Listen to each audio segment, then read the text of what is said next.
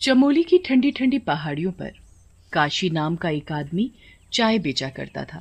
पहाड़ी इलाका होने के कारण वहाँ बारिश होती रहती थी और ठंड भी बहुत होती थी। साहब, ठंड बहुत है और ऊपर से ये बारिश का कोई भरोसा नहीं यहाँ साहब। जब तक बारिश थोड़ा थम नहीं जाती तब तक आप मेरी इस छोटी सी दुकान में बैठकर मेरे हाथों की चाय पीजिए। ठीक है भाई, मेरे लिए और मेरी पत्नी के लिए एक एक कप चाय बना दो। चाय बढ़िया होनी चाहिए, मसाले वाली। साहब, आप एक बार मेरे हाथ की चाय पियोगे तो बार बार मांगोगे फिर। यहाँ कोई भी घूमने आता है तो मेरी चाय पिए बिना नहीं जाता, क्योंकि यहाँ ठंड बहुत है और एक मेरी ही चाय है जो लोगों की ठंड भगाती है। बारिश अब रुक चुकी थी। काशी की छोटी सी दुकान में सभी चाय पी रहे थे और उसकी चाय की बहुत तारीफ भी कर रहे थे। ऐसे ही पूरा दिन बीत जाता है और काशी की दुकान बंद करने का समय भी हो जाता है। काशी अपनी दुकान बंद करके घर जा ही रहा होता है कि तभी अचानक उसका पैर फिसलने की वजह से वो पहाड़ के किनारे जाकर गिरता है। उसका आधा शरीर खाई में लटका हुआ होता है। बचाओ, बचाओ, कोई बचाओ मुझे, नहीं तो मैं खाई में गिर जाऊंगा। साहब, साहब, आप खड़े खड़े क्या देख रहे हो? मेरी जान बचाओ। मेरा मेरा हाथ पकड़िए जल्दी, मेरा हाथ फिसलने वाला है। मैं ज्यादा देर तक ऐसे नहीं रह सकता। वहाँ जाने की सोचना भी मत। अरे कहीं उसे बचाने के चक्कर में आपका पैर फिसल गया तो? ना बाबा ना, आप नहीं जाओगे वहाँ, मैंने बोल दिया बस। यहाँ और भी लोग हैं, वो बचा लेंगे इसे। साहब, आप ही मेरा हाथ ऊपर खींच लीजिए और मेरी जान बचा लो। मेरा हाथ फिसल रहा है। आप इतने लोग खड़े हैं यहाँ, मेरी तरफ कोई बढ़ता क्यों नहीं? तभी वहाँ जोरों से बारिश हो जाती है। सभी सैलानी बारिश से बचने के लिए अपनी अपनी गाड़ियों में बैठकर वहाँ से चले जाते हैं, काशी को वहाँ अकेला छोड़कर। उसकी जान बचाने के लिए भी कोई आगे नहीं बढ़ता। आखिरकार काशी हिम्मत हार जाता है। उसका हाथ छूट जाता है और वो चिल्लाता हुआ पहाड़ी से सीधा नीचे खाई में जाकर गिरता है। इतनी ऊपर से गिरने से वो मर जाता है और मरते ही भूत बन जाता है। मैंने कितनी गुहार लगाई, मुझे बचा लो, मुझे कोई तो बचा लो, पर किसी ने नहीं बचाया मुझे। आखिर क्यों? मुझ गरीब पर क्या किसी को तरस नहीं आया? कोई बात नहीं, पर अब मैं भूत बन चुका हूँ, सबसे बदला लूंगा, यहाँ आने वाले हर इंसान से। एक दिन पहाड़ों पर घूमने आए पति पत्नी नवीन और श्वेता वहाँ घूम रहे थे, मजे कर रहे थे। तभी वहाँ काशी का भूत अपने मुंह पर गमछा लपेटकर उनके पास जाता है। साहब, चाय पिलाओ क्या? मेरे हाथ की बनी चाय आपको बहुत अच्छी लगेगी। मैं अभी आप दोनों के लिए चाय बना देता हूँ, वो भी मसाले वाली। नहीं पीनी तुम्हारी चाय, अब जाओ यहाँ से। हम इतनी दूर घूमने और एंजॉय करने आए हैं, तुम्हारी चाय पीने नहीं। मैडम, आप ही बोलिए ना साहब को, एक बार पी लीजिए मेरी चाय। अगर मेरी चाय पसंद ना आए तो पैसे नहीं देना। नवीन, वो बेचारा इतना बोल रहा है तो पी लीजिए ना चाय। एक कप चाय में क्या जाता है? वैसे भी इतनी ठंड में चाय पीने का मजा कुछ और ही है। लाओ चाय, मुझे भी और मैडम को भी। दोनों चाय पीकर चाय वाले की बहुत तारीफ करते हैं और उसे पैसे देकर आगे बढ़ जाते हैं। कुछ आगे बढ़ते ही दोनों को पता नहीं एकदम से क्या हो जाता है।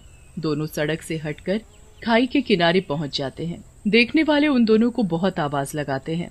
ओ भाई, आगे खाई है, उधर मत जाओ। सुनो, क्या बात है? पीछे मुड़कर दोनों में से किसी ने भी नहीं देखा। सभी भागकर दोनों को पकड़ते। उतने में नवीन और श्वेता खाई में कूद पड़ते हैं। वहाँ खड़े सभी लोग हैरान थे ये सब देखकर। आखिर कोई कैसे अपने आप खाई में गिर सकता है? ये सब मेरी चाय का कमाल है। मैं ऐसे ही यहाँ आने वाले हर एक इंसान को अपनी चाय पिलाकर मार दूंगा।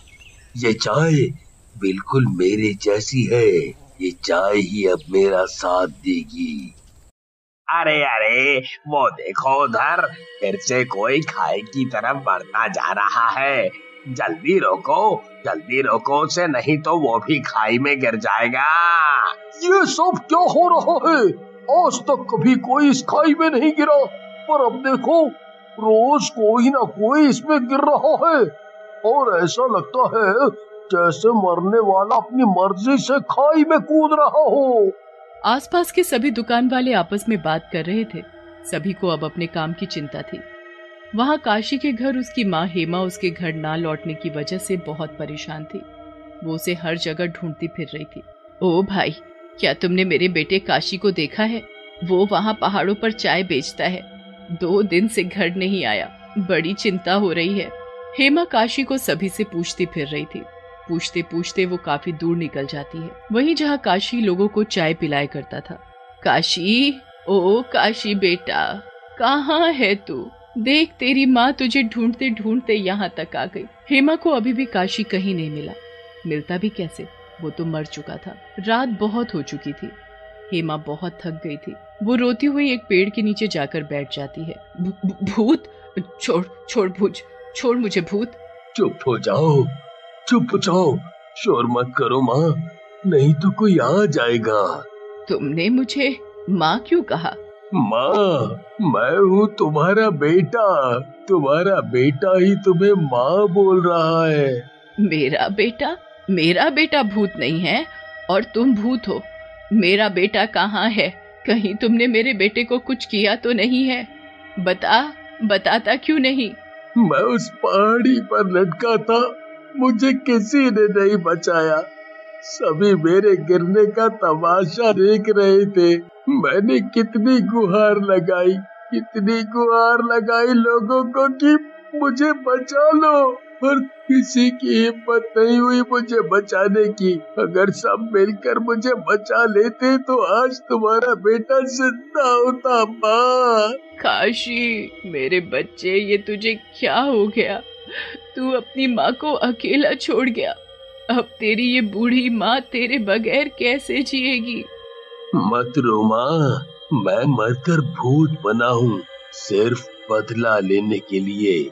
मैं यहाँ आने वाले सभी सैलानियों को अपनी चाय पिला कर मार रहा हूँ।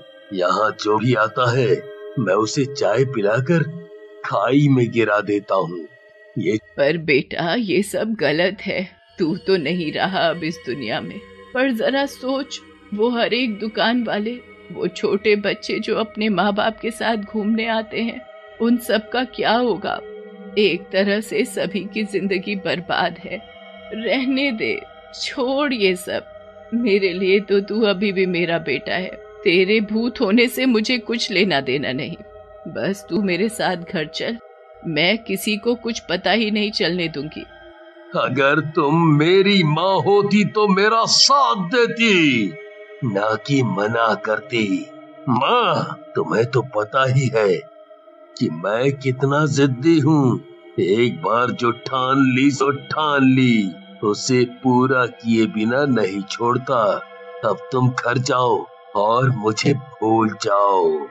दोनों को बातें करते करते सुबह हो जाती है। माँ, सुबह हो गई है, तुम अब घर जाओ और मुझे मेरा काम करने दो। भूत इतना बोलकर मुंह पर गमछा लपेटकर सुबह की चाय पिलाने चल देता है लोगों को। हेमा दूर खड़ी सब देख रही थी। मुझे पता है कि मेरा बेटा जिद्दी है। उसकी जिद हमेशा मैंने पूरी की, पर अब नहीं। मैं मासूम लोगों को इसकी जिद का शिकार नहीं होने दूंगी। मुझे अपने बेटे के शव को जलाना होगा और उसके लिए मुझे उस खाई में उतरना पड़ेगा। हेमा हिम्मत बनाकर पहाड़ों में बने संकरे रास्ते से होती हुई कुछ ही घंटों में नीचे खाई में उतर जाती है। आग लगते ही भूत को एहसास हो जाता है और वो अपने चेहरे से गमछा हटाकर खाई में झांक कर देखता है। तुमने क्या किया? ये तुमने सही नहीं किया। माँ, मुझे बचा लो, मुझे मत जलाओ। माँ, मुझे मत जलाओ। बस फिर क्या था, भूत जलते ही गायब हो गया और हेमा वापस अपने घर पर। वहां हर एक इंसान को पता चल चुका था कि काशी भूत था और वही भूत बनकर सभी लोगों को मार रहा था।